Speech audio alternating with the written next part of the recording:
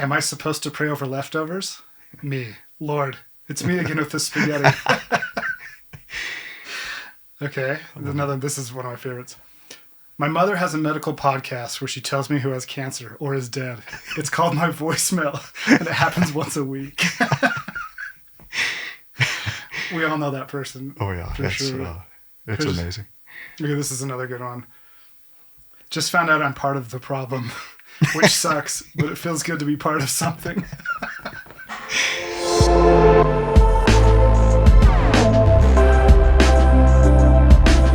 What's so funny is like, because I post a lot of memes, and I love to see that people like rejoice and cry laughing, but because I do the same thing.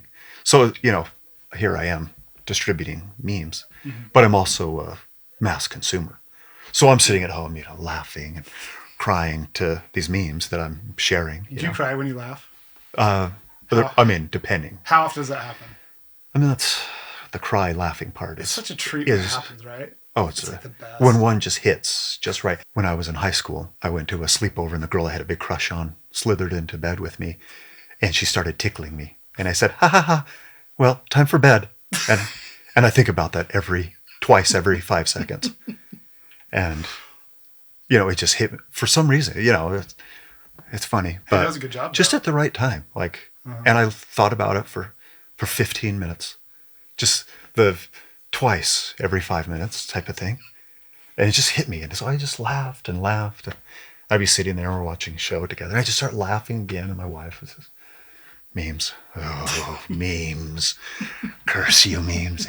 But I don't know. It's I keep doing it. I keep hoping that, secretly that Instagram nukes mucus aurelius so I don't have to keep spending time on it. Yeah. But do you get sick of that? Well, do you feel obligated? Like, what's your thought? Oh, yeah. Complete obligation. But I love it. So don't get me wrong. That's how I feel about music. It's not my go-to when I want it. Like, before I was a job, it was my... When I wasn't doing my job, I wanted to go do music. Now it's my job. I love it and I'm grateful for it. But it's not my release anymore. Is that how you feel about memes? Yeah. But, so yeah, it's this love-hate relationship where I have an obligation. But then people aren't... I think if I went away... there's 40,000 people that may or may not have noticed, when I lost my first account. I'm sure there were some that were like, where did he go? I probably get 300 messages a day. You do? In my DMs. It's insane. I'm very honored you found mine. Do you go through all of them? Yeah. I respond to every single one. And sometimes, I just heart them, let them know that I appreciate them chiming in. But there's a lot that, the parents are like, hey, you're the only reason I'm on here. And I love it that I can share it with my kids. We get together every night at dinner. We talk about our favorite memes. People have entire groups dedicated to sharing my memes and probably others too. But they know that they can go to mucus aurelius and there's not going to be something that, could go sideways if their kids saw it or would be offensive.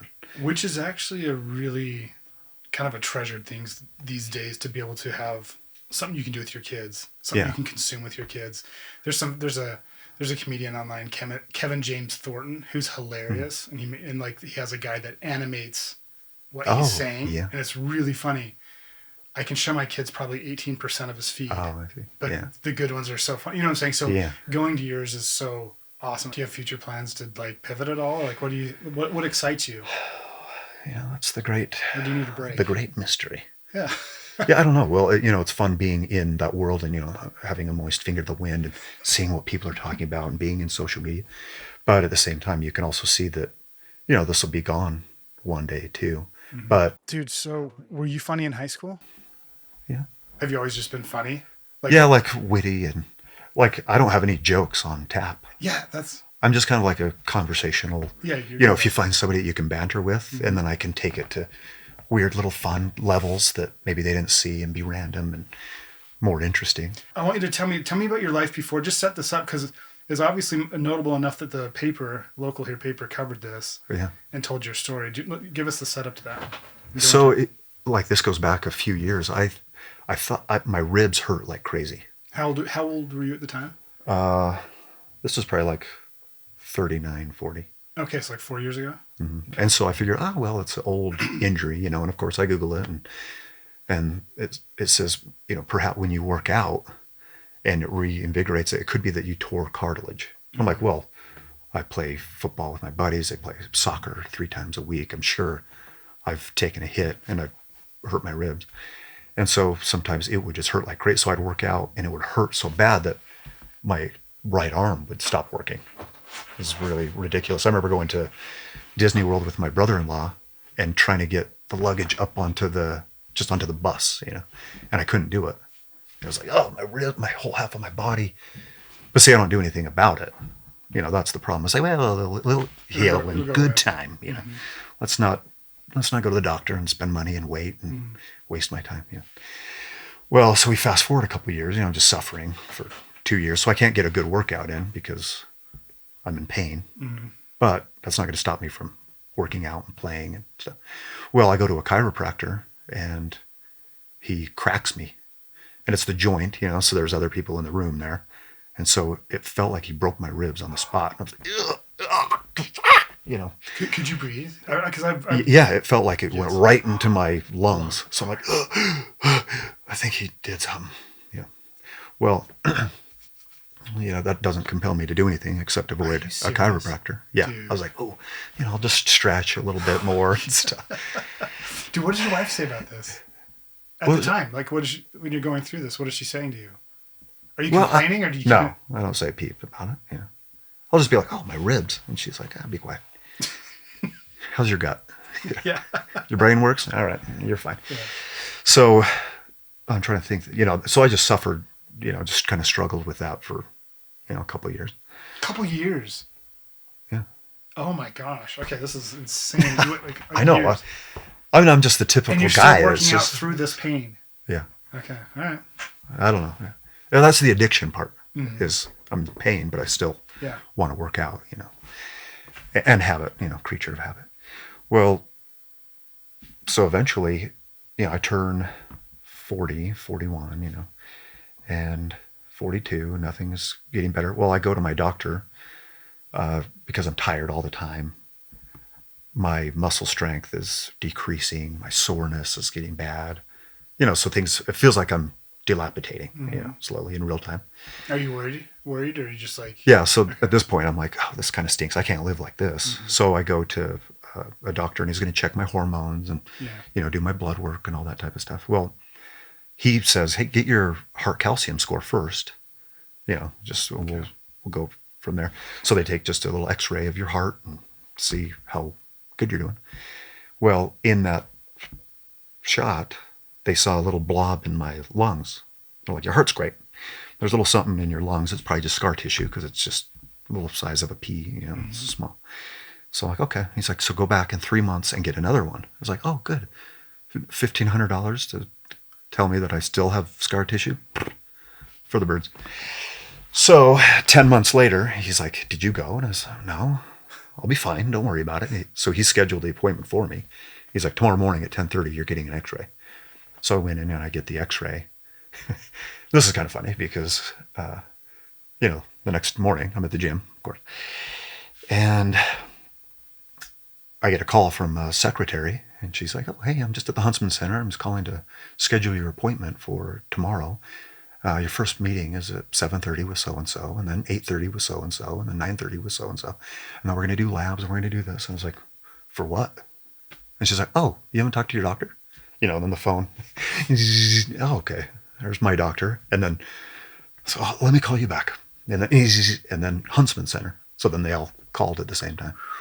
They're like, okay, so that little pea that was within you is now a walnut. So we got to, you know, start acting quick, you know. And so that's kind of, you know, that's how is that fast? all I don't came know much about. about cancer, sorry, but like a pea to a walnut in 10 months, is that pretty like oh yeah, it's aggressive? dastardly. That's insane. Okay. Oh yeah.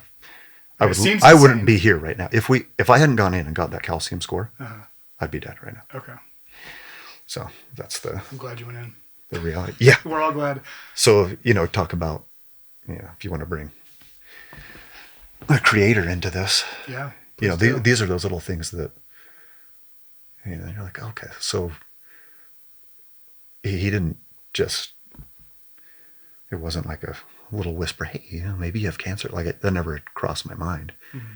It was like, oh, you're tired. Here's the strength to go to a doctor for the first time in 15 years. Yeah. And he's going to compel you to do a calcium score, which if you ask other doctors, they're like, why would you do that? And me, I'm like, I don't care why you do it. I'm just glad that I did it.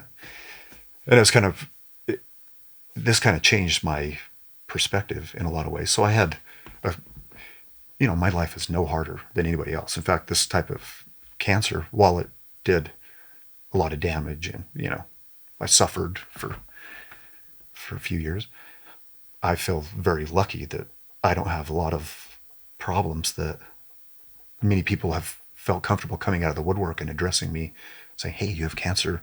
This is what I have going on, and typically everybody has it way worse than I do. And so it's given me a lot of perspective as to, there are so many people out there suffering and going through hardships. And, you see those stickers are kind of, it's cliche, you don't know what people are going through, so be kind. Yeah. But then it's true. I mean, I don't know that you'll ever run into somebody that doesn't have something bananas going on. My dad passed away 4 years ago, almost to the day. And it was so we had my daughter, Coco, and while my wife was in the tub, having breathing and all that stuff, I get a text, and it's my family saying they're putting, my dad got pneumonia, and they took him in, we were thinking, oh, it's no big deal. It's pneumonia. Everybody gets pneumonia at some point, And then they had to sedate him and put him under. And so while she's giving birth, I get that, they're going to sedate him. And so, of course, tears. And then all the nurses are like, oh, that's beautiful that he thinks, he's crying at the birth of his daughter. And I was like, I'm happy about this too. And then, so... Sorry, do you mean sedated like that they were ending his life with sedation? Well, I don't know what the correct term is. Like basically they put him under. Oh, so like he's putting him like asleep. Oh my gosh! So that's what. So you can't talk to him. It's like we're.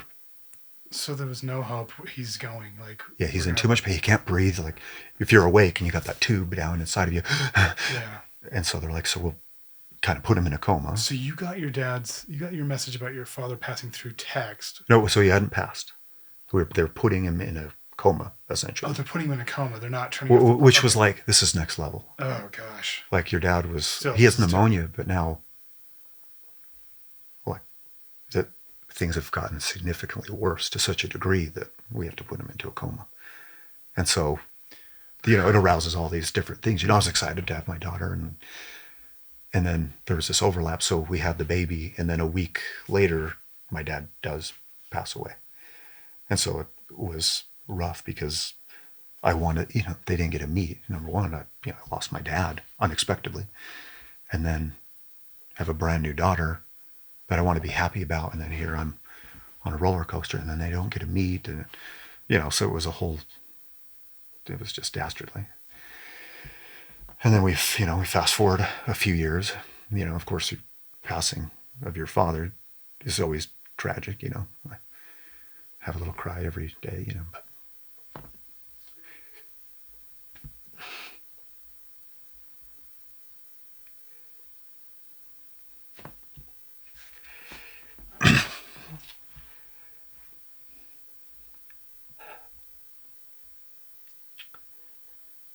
Think about something different. Let's see. It's all good, brother.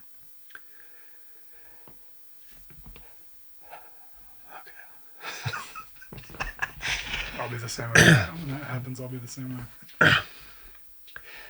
So then we fast forward a few years, 4 years, and we have the timing of this was bananas. So my wife is pregnant, and we're approaching the due date, which was March 6th, and it's like March 1st, that I get the call from the doctor. Hey, it's officially cancer, and we got to start treating it. Dude, you have these awful timings. Yeah. So my wife is like, you keep stealing our thunder. Oh my gosh. Come on, bro. And so. How did your wife deal with that news, the cancer?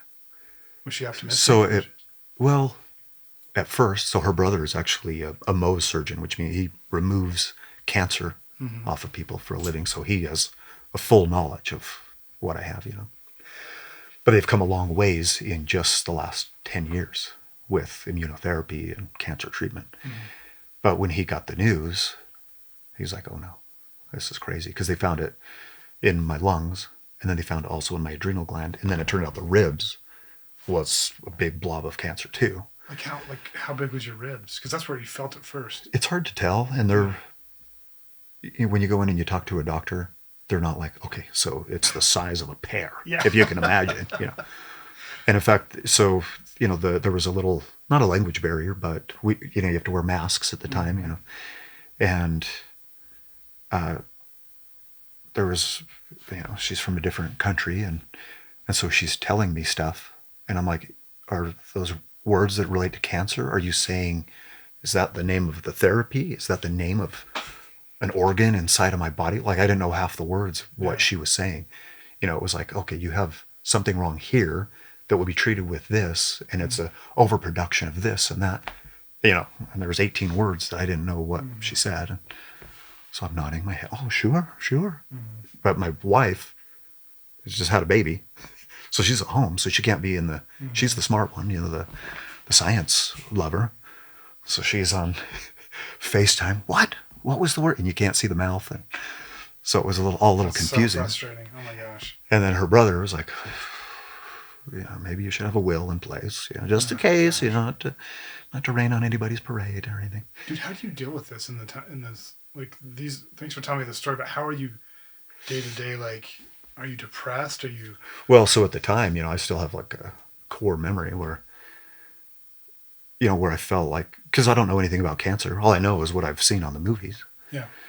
And, my sister had cancer, 15 years ago, and she did radiation. So she, the hair loss and the suffering, and, she did chemotherapy. And so it was really hard for her. So it was like, oh, great, here comes a life of suffering, assuming I'd make it. And then, of course, I have my 3-year-old, daughter who I'm absolutely in love with. And we just had a new baby that I'm just like in love with. And, so these are like very new emotions. So I come off my dad's passing, a new baby. And so like the love that you feel, when you're forced to address somebody passing away and you go through 40 years of memories and gratitude and love, and then a new one. And like, I understand what my dad felt about me, finally. He loved me more than I love myself, because I love her. And if my dad loved me as a fraction of what then we'll be okay. And I was like, well, I don't want to die now.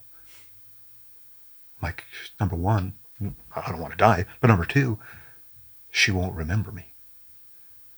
And then I have a new son, and he won't remember me at all. I want to live, And so I was just in the car, crying.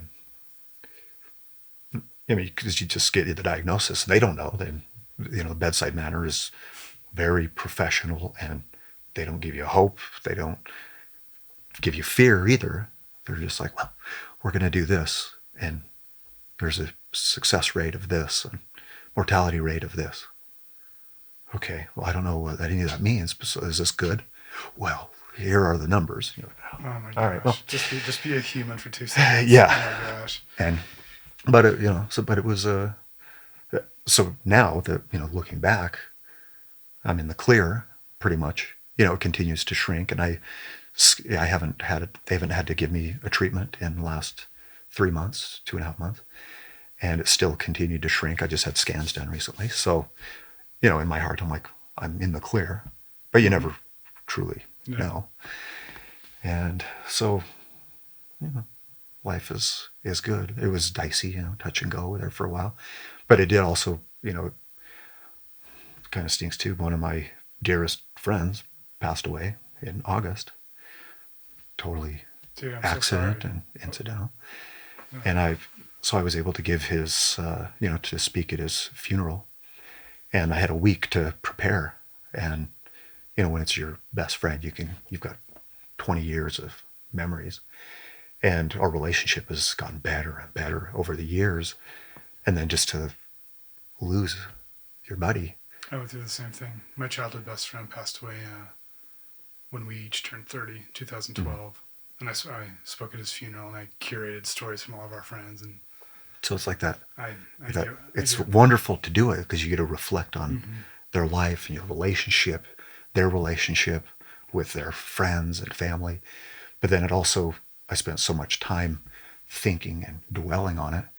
That was a gift and a curse too, because the death is so tangible. So I had my dad, then I had cancer, and then I had a best friend, just in this little period, and then 2 births. Dude, you've gone through. And so death becomes like real. It's not just this, I'll die one day, and it'll be fine. You're sitting there staring at it and living it and processing it and crying, and it all kinds of adds up, and so your perspective changes. And so now I feel like I see things a little bit differently. Your last podcast, he was talking about how you guys cry. Oh, cry dads. Dude, you're a cry dad. I'm a cry dad. Yeah. And so I'll just it's the most mundane things. Mm-hmm. And now I cry even when I see people living their lives. I drove by this park, and there's a bunch of teenage kids, and there's all the dudes are shirtless playing volleyball. And then there's a bunch of girls underneath the tree, and some guys mingling, and there's food. And I'm like, they're living. Mm-hmm. And, they've got their insecurities, they've got their problems, and they got their whole lives ahead of them, but they're living. And I just think it's so beautiful. And so like life has become like beautiful. And so even my friends and family, when I see them do little things, I'm so proud.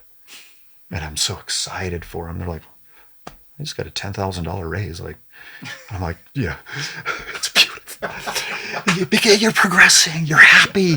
That means you can do more with your family, And so the life and death situation has made me like grateful for everything. Meanwhile, I'm listening to Jordan Peterson, and you mentioned a thing that had been really heavy on my heart, where by the time your kid is 12, you spent 75% of your time with them. My oldest is 12. It's the worst to know that. Yeah. And I'm like, wait a minute. So she's 4. So I'm 30% deep on the time we get to spend. And so it's been nice because I had a little mind shift where the messes don't make me upset or cringe, she spilled milk all over the ground again. Yeah. It's like, finding the right words so she thinks it's okay, that she knows that I'm not angry at her, I'm like, I've only got 8 years left until she starts to rebel and thinks I'm an idiot. On that note, I just posted on my stories, I reposted from some guy was talking about when your kid messes up and spills, and it's not the end of the world, but we're prone to like get mad, like this is the worst. He says, before you do that, here's a hack. He says, close your eyes and imagine yourself at 80 years old, and then come back to that moment in your mind. The little dirty cry dad, dude. Those little fingerprints on the refrigerator. And so now I see him, and it's just gratitude. I'm like, how cute is that? Like, I'm a dad. And my dad was my dad. How cool, Mm-hmm. So, yeah. Dude, you have such a good perspective. Well, dude, let's end it there, man. That was awesome. Thanks for coming on. Thanks for being on your first podcast ever. I won't be shocked if you're booked solid from here on out after this one.